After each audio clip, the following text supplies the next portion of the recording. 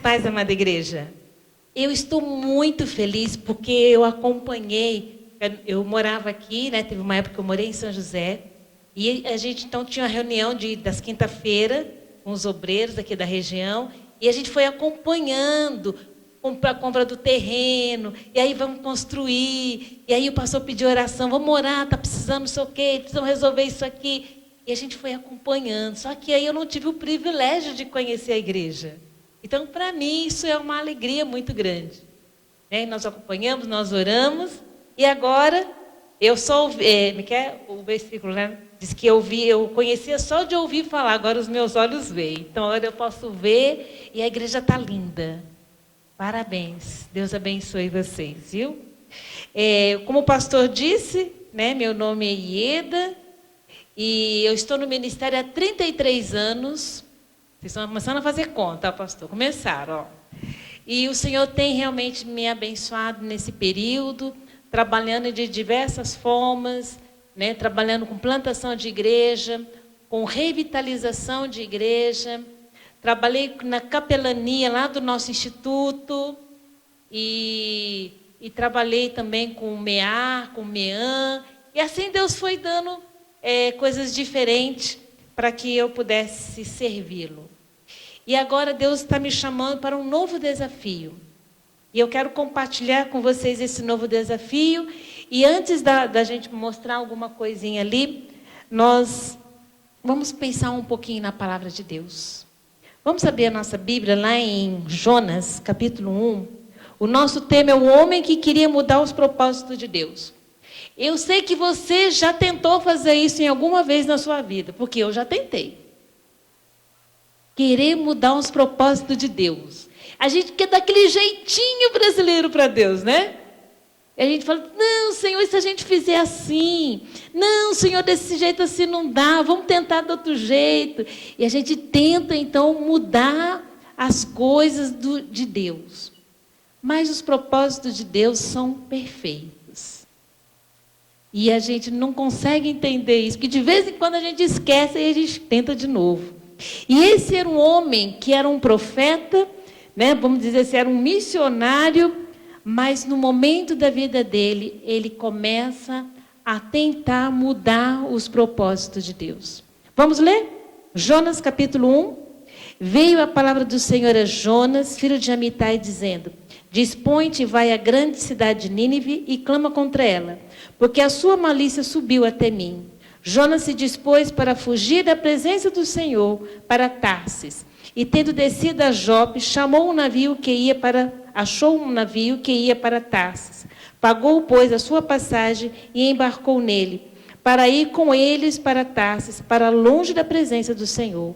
Mas o Senhor lançou sobre o mar um forte vento, e fez-se no mar uma grande tempestade, e o navio estava a ponto de se despedaçar. Então os marinheiros, cheios de medo, clamavam cada um ao seu Deus, e lançavam ao mar uma carga que estava no navio, para o aliviarem do peso dela. Jonas, porém, havia descido ao porão e se deitado, e dormia profundamente. Até aqui. Pai querido, ajuda-nos a compreender a mensagem de hoje, que o Senhor tem para nos dizer. Abre, Deus, o nosso coração, a nossa mente, e cala, Deus, todas as outras vozes que não seja a tua, porque a gente quer ouvir, a gente quer entender a tua voz. Em nome de Jesus. Amém. Jonas, um profeta, um conhecedor da palavra, recebe uma mensagem de Deus. E essa mensagem é que ele deveria falar do amor de Deus a um povo que, pela história, a Bíblia não conta, mas a história conta que era um povo muito mau, um povo muito ruim. Então, ele não era brasileiro, né? Mas aí ele quis dar um jeitinho, dizer, para que eu vou lá? Para quê? Povo mau, povo que nem vai ouvir a mensagem, povo que não quer saber de nada, eu não vou para lá não. Eu vou para um outro lugar, porque aquele outro lugar, Tarsis, é o povo melhorzinho.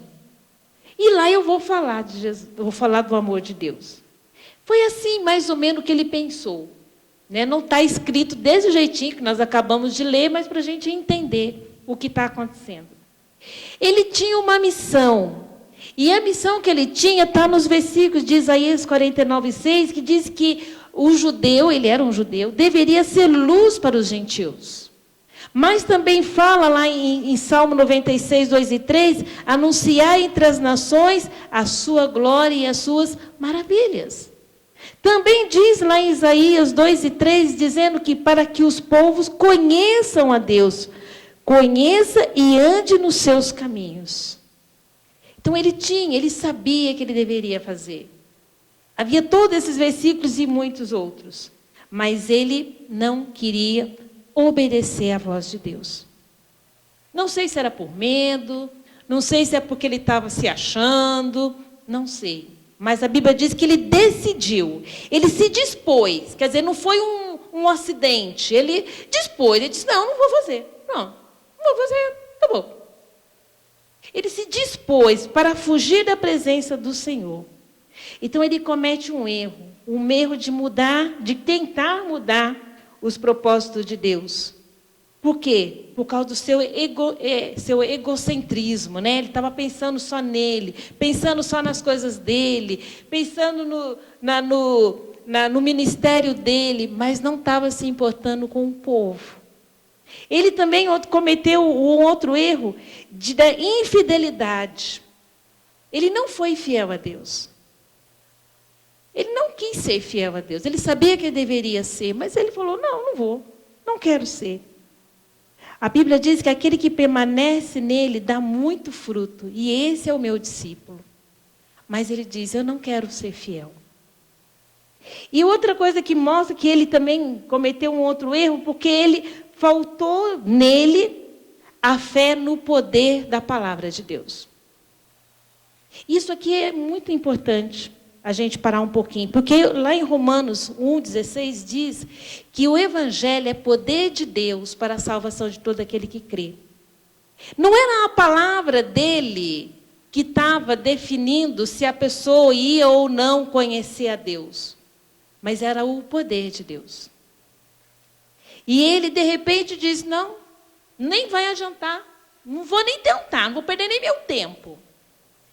Aí ele vai e sai dos propósitos de Deus. Que coisa, né? Às vezes eu fico olhando para ele e às vezes eu me vejo nele. Falo assim, gente, às vezes eu faço isso.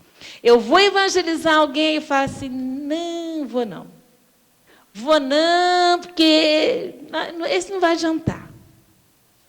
Às vezes a gente vai numa reunião de oração, aí vem uma pessoa e fala assim, eu queria que você orasse para o meu sobrinho.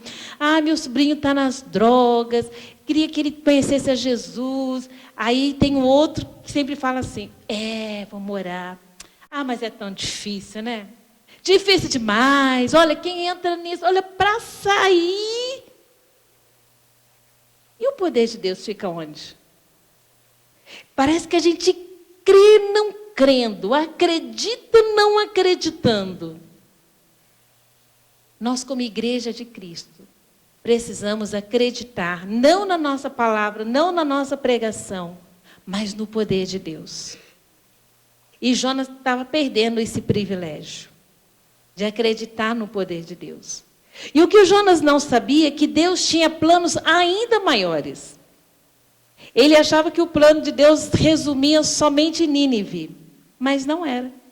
Se você vai caminhando comigo, né, depois que ele estava dormindo lá, você pode observar que começou a ter aquela tempestade, aquela loucura toda, e os marinheiros, sem saber, começou a clamar aos seus deuses, e nada dos deuses dele resolveu alguma coisa, o negócio estava complicando, e o Jonas lá dormindo de boa. Aí eles chamam lá, Jonas, acorda, acorda.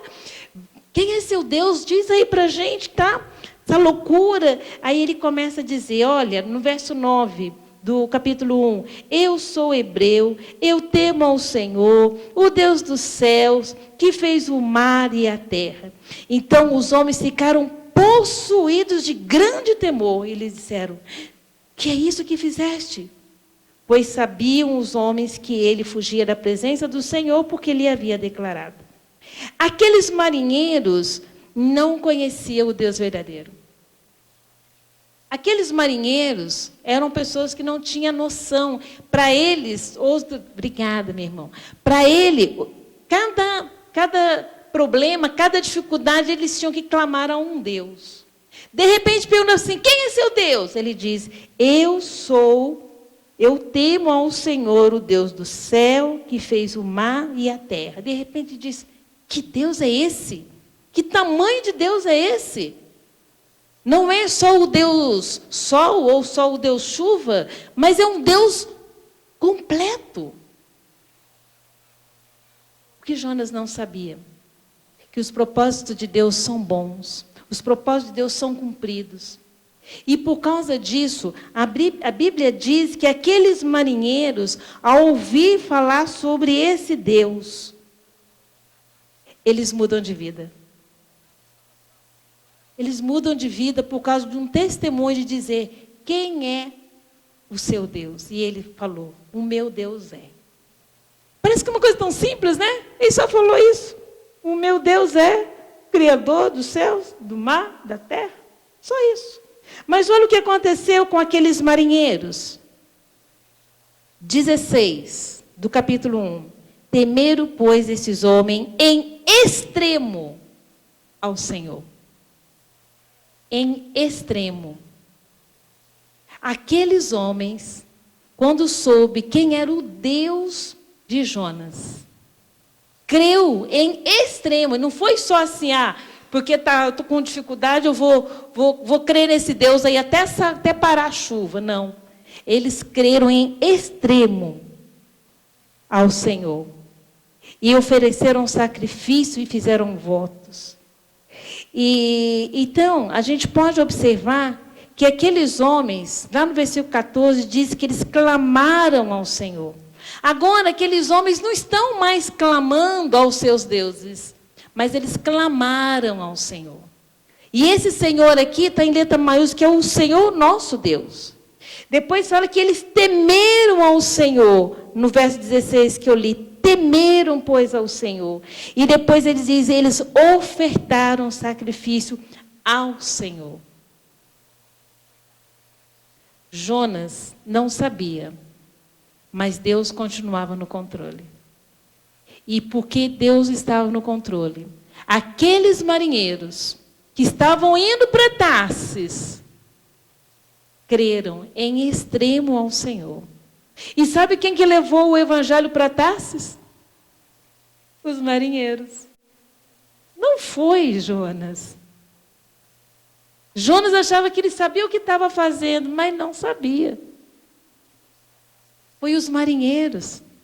Porque o Jonas caiu, foi dentro d'água, né? Caiu para dentro d'água lá. É interessante que ele falou assim: não, me joga.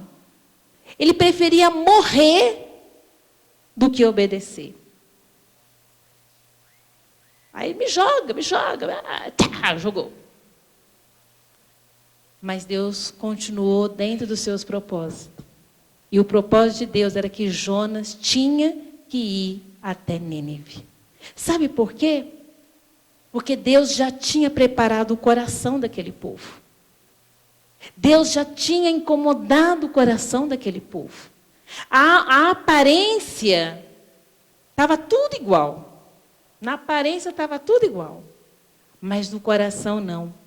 Porque quando o Jonas agora volta, né, depois lá do grande peixe, aí o peixe vomita ele, aí quando ele volta para pregar de novo, agora lá no capítulo 3, quando ele volta, se dispõe agora para ir à cidade de Nínive, no versículo 2, aí Jonas levanta e vai, conforme a palavra do Senhor. Aí no verso 4 do capítulo 3, ele começa a percorrer a cidade de caminho de um dia e pregava.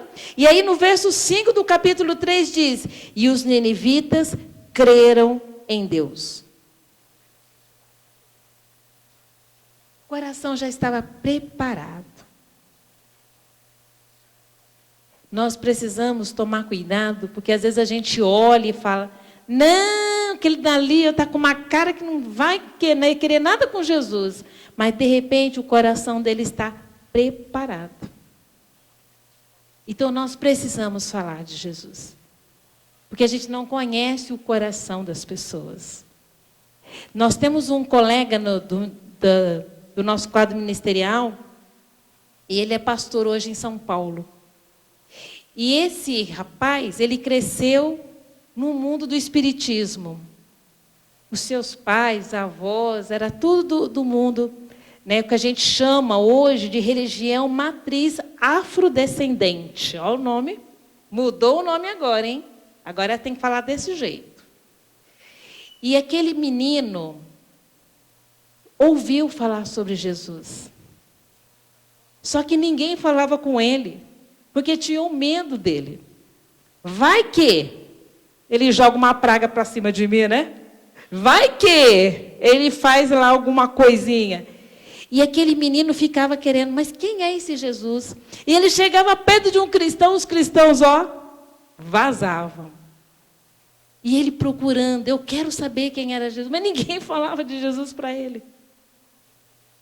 Um dia ele pegou um amigo e falou, você sai daqui a hora que você falar quem é Jesus. Porque o coração dele já estava preparado. O Espírito Santo já tinha incomodado. Então, nós não podemos fazer que nem Jonas e olhar para a aparência, para aquilo que a gente está vendo e dizer, não, não vale a pena, não vale a pena, não vale a pena. Por quê? Porque os propósitos de Deus são maiores do que o nosso, e Deus conhece a profundidade do coração. E Deus sabia o que estava no coração daquele povo. E aquele povo, então, jejuou, orou, buscou o Senhor, e eles se voltaram de fato para o Senhor. E aquele povo não foi destruído. Porque a mensagem do Evangelho, a mensagem de Deus, chegou àquele povo. Aquele povo ia ser destruído.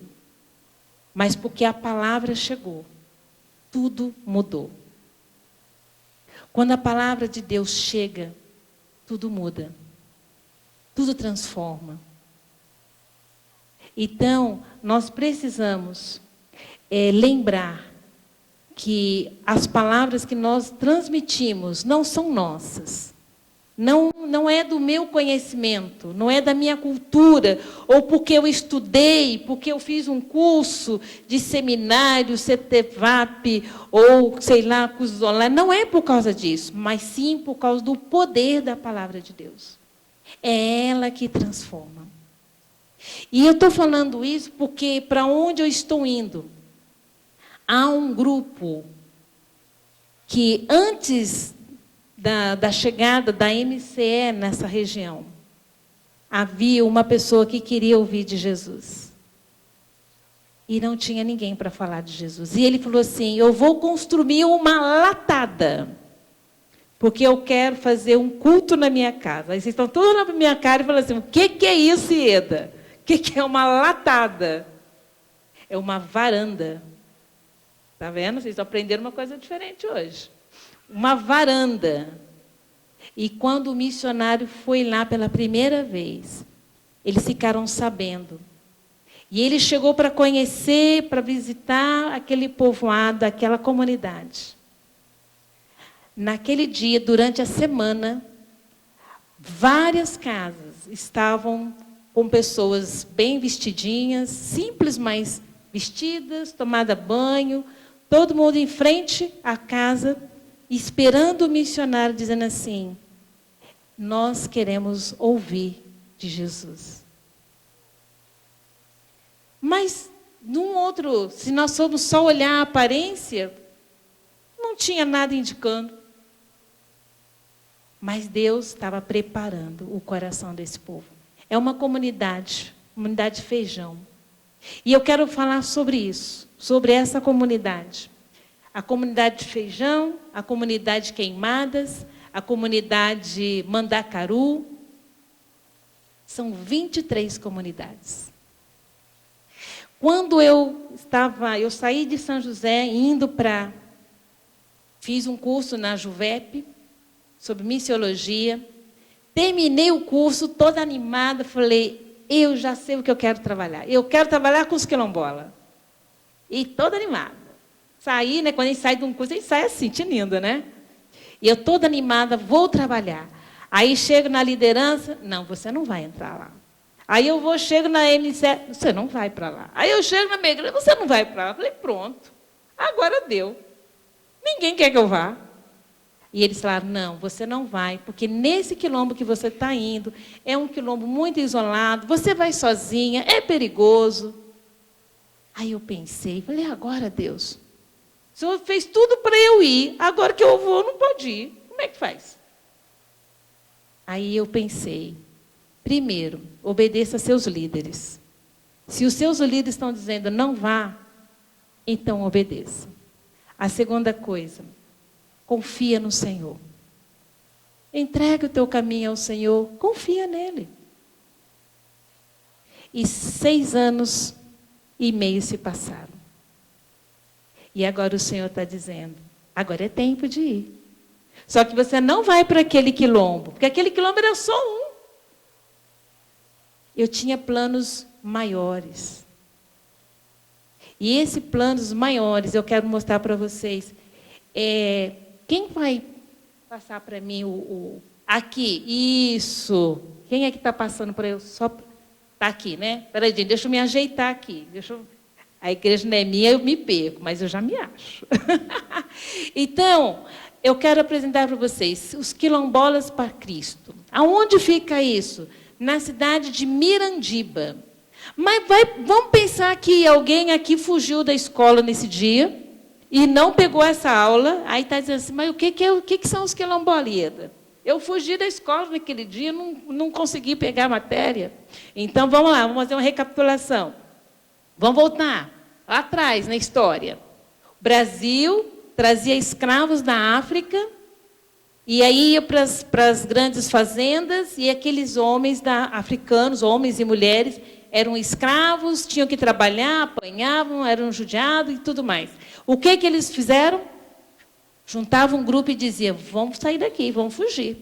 Só que junto com a fuga, eles levavam sementes, eles levavam, sei lá, uma galinha, eles levavam algumas coisas, porque eles queriam ficar bem longe daquela fazenda. Eles iam embora e escondiam num lugar bem escondido. O seu senhor descobria que eles tinham fugido, procurava, não achava ninguém, voltava para casa. E eles ficavam lá escondidinho, e ali foi criando, então, uma comunidade. Agora já tem coisa para plantar, né? Tem algum animal, tinha algumas coisinhas, e foi criando uma comunidade. Então, daí que surgiu a comunidade quilombola. No Brasil, hoje, há mais de 1.300.000 quilombolas. É muito, né? Em todo o Brasil, há comunidades quilombolas, exceto Acre e Roraima. Tirando esses dois estados, até o Distrito Federal tem. Eu estou indo, Mirandiba fica em Pernambuco, para onde eu estou indo. E lá é o 5º estado com o maior número de quilombolas no Brasil. São mais de 78.000 quilombolas. E é o 5º. Só que para onde eu vou, Mirandiba, não tem tudo isso, né? Mas tem... Deixa eu pegar aqui. Mas tem quase 5.000 quilombolas só nessa cidade. Você que pegou isso aqui, dá uma olhada. Você que não pegou, depois do final do culto, você pede para mim, eu te dou, e você cola aí do lado aí de quem tem, para você olhar. Tem um mapinha. É o mesmo mapinha que está ali, só que esse mapinha está mais bonitinho. Então, esse vermelhinho no mapinha é para onde eu estou indo. Mirandiba, Pernambuco. Fica bem longe da praia, viu? Tem gente que fala, Pernambuco já pensa em Recife. Mas não estou indo para Recife, não. Até bem longe. É esse lugar aqui que o Senhor está chamando. E nessa cidade, pode passar? Tá, eu não sei. Aqui está longe ou ver se aqui está mais perto? Ah, tá. Aqui está mais perto. Você pode observar que tem um monte de pontinhos vermelhos, não está? Está vendo? Conseguem ver? Cada pontinho vermelho desse é uma comunidade quilombola que fica ao redor de Mirandiba. Está vendo por que Deus não deixou eu ir no começo? Eu ia ficar só em uma. Agora são 23. E dentro dessas comunidades, há algumas que o evangelho não chegou. Há algumas onde o evangelho é proibido. Por que é proibido? Porque cada comunidade tem um líder. E o líder, às vezes, decide o que é bom na cabeça dele, o que é bom e o que não é bom para a comunidade. Então, algumas comunidades, o evangelho não pode entrar. Então, as pessoas não têm acesso ao evangelho. A maioria dessas pessoas não sabem ler, não sabem escrever. A sua maioria que está ali são pessoas da zona rural. Moram em casas de pau a pique, como no comecinho lá, vocês viram uma casinha lá. Aquela casa é real. Não tem luz, não tem água.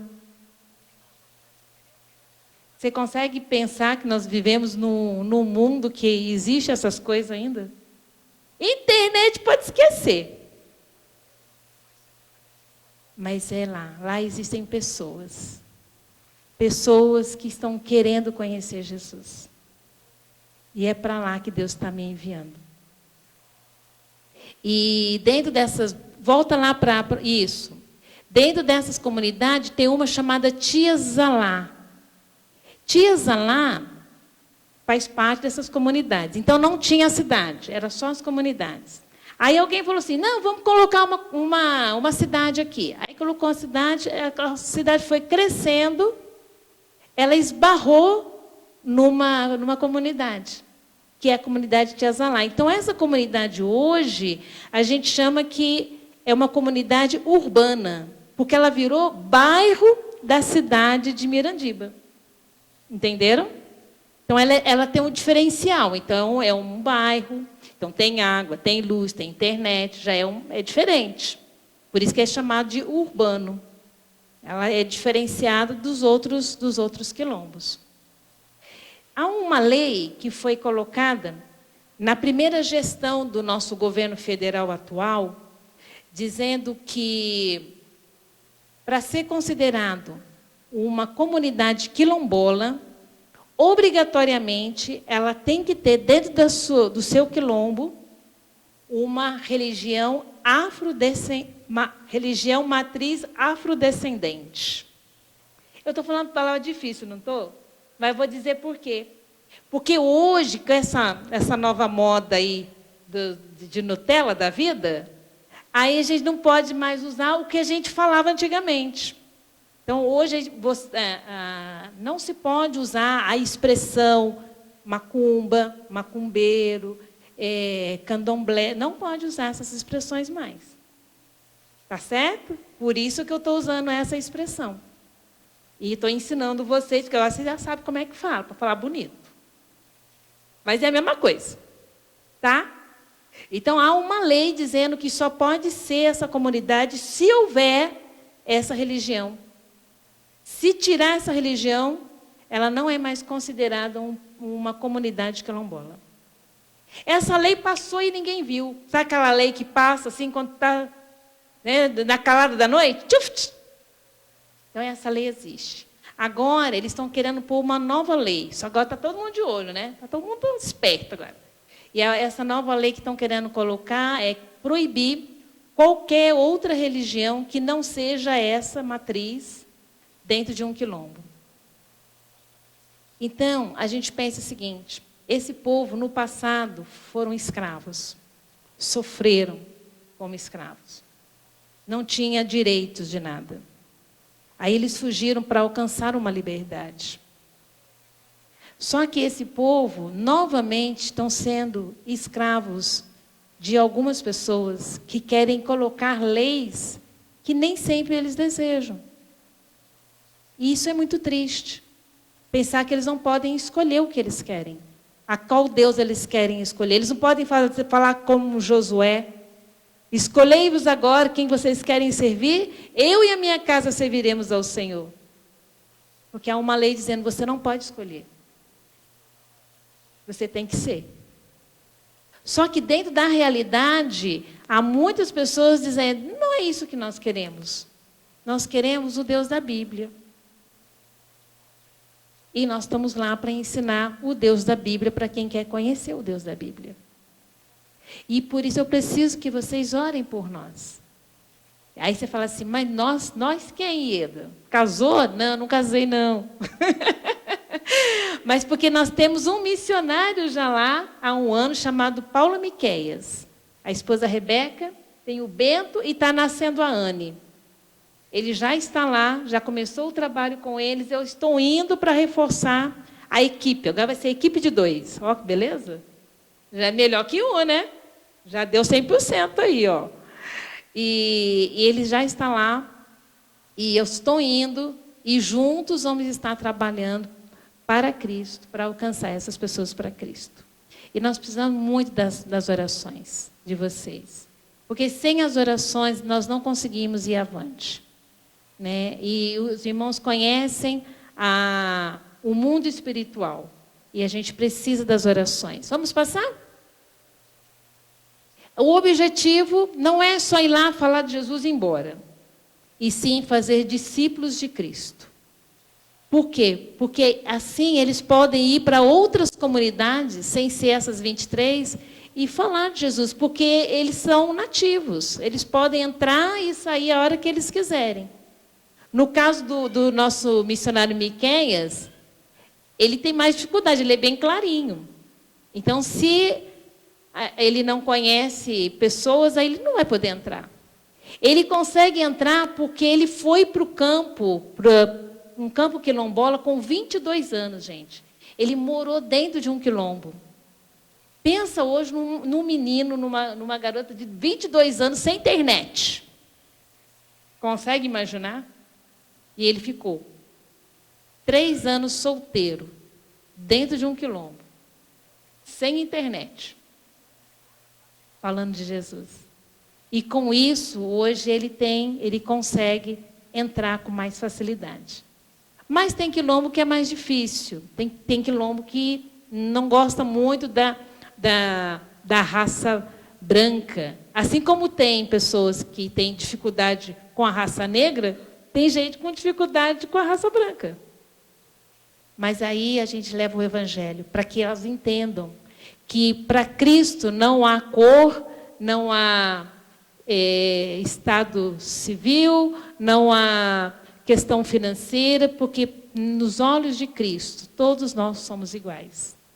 E nós vamos ensinar isso também para eles, para que eles entendam que amar o próximo, o amar o próximo não está ligado a nenhuma outra coisa, e sim a pessoa, porque Deus fez aquela pessoa e ela é tão especial quanto. Então, nosso objetivo é fazer discípulos. Pode passar? Metodologia a gente precisa conhecer. Né? No meu caso, eu tenho que conhecer mais, saber um pouco, conhecer como é que vive, como é que é o sistema, do que gosta. Porque se eu chegar chegando, sem nenhuma informação, aí vai chegar lá, por isso que eu usei a palavra latada, né? Se eu chegar lá, eu vou fazer uma latada, o que eu vou pensar? Vou pensar outra coisa, eu ia pensar, sei lá, uma comida dentro da lata, eu não sei, aí eu ia chegar, eu ia passar informação errada, eu ia entender errado, e isso é perigoso, né? Não pode. Então, a gente tem que conhecer para ver qual é a metodologia que seja compatível, que consiga levar o evangelho do jeito que eles entendem. Então, a gente precisa disso. Pode passar?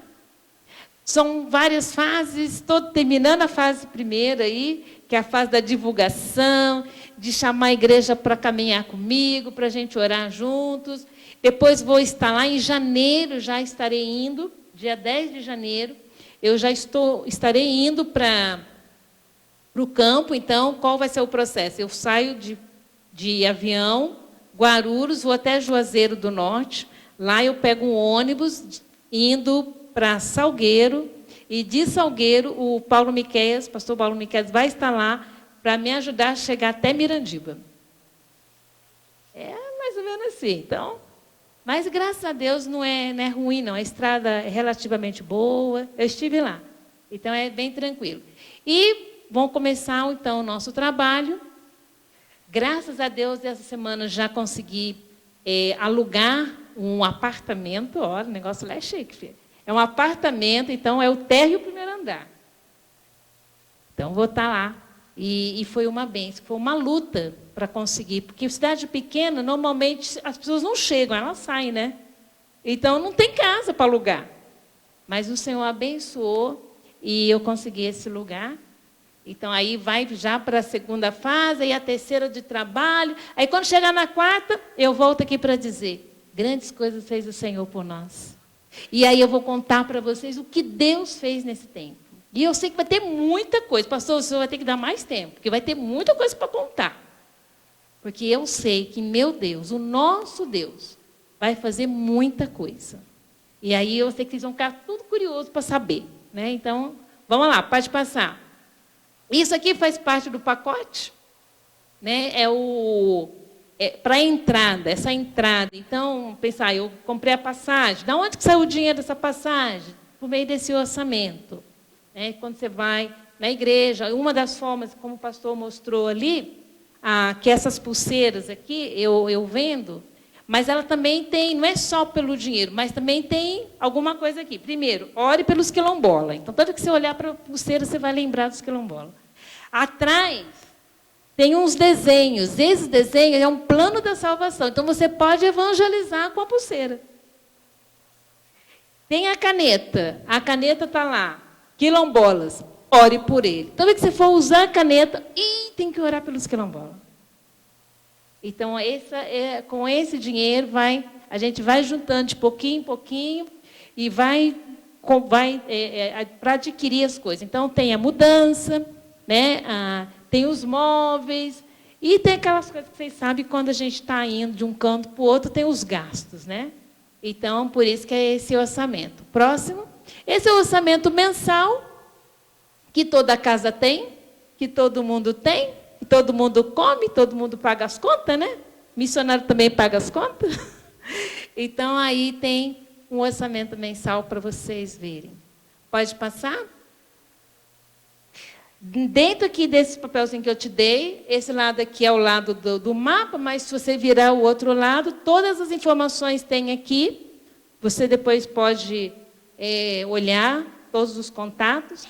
Eu tenho um grupo de oração no WhatsApp. É um grupo que não pode colocar bom dia, boa tarde, boa noite. Não pode colocar o Senhor meu pastor não me faltará. Não pode colocar devocionário diário. Você fala assim, nossa, o que é isso, né, crente? Não. Não, irmão, vou explicar. Porque nós somos cristãos. Então, todo mundo tem Bíblia. Todo mundo já faz suas devocionais. Todo mundo já tem sua vida com Deus. Eu não preciso ficar colocando isso no grupo. Né? Então, para que serve o grupo? Para eu colocar as coisas do ministério. Vamos pensar, o grupo estava orando pela casa. Para Deus arrumar a casa. E o grupo estava lá, só orando. Vamos orar, que eu preciso desse lugar. Preciso da casa. Aí tem a chave. O que eu fiz? Fui lá no grupo. Gente, Deus ouviu a nossa oração. Já estamos com a chave na mão. Está no comissionário, né? Não está na minha, mas está com ele. Mas estamos com a chave na mão. Conseguimos alugar a casa. Aí você pode orar agora agradecendo. Então, por isso que serve o grupo. Então, o grupo não é para outras finalidades, é só para essa. Se você quiser fazer parte desse grupo, é só você me adicionar aqui no WhatsApp e falar, Ieda, sabe aquele grupo? Eu quero entrar lá. E é bom também porque você fica sabendo as informações quase que instantâneo, porque eu não deixo assim, para o final do mês. Então, sempre vai acontecendo as coisas, eu vou informando, você já vai orando, já vai pedindo, já vai agradecendo, e vamos caminhando junto, tá bom? E, por fim, agora eu quero que você olhe essa figura. Deixa eu ver como é que está aqui, se dá para ver. Dá. Vamos lá. Agora eu preciso da ajuda dos irmãos, para a gente terminar aqui. Dá uma olhada no número 5. Quem você acha, depois de tudo que a gente falou aqui, quem você acha que é o número 5?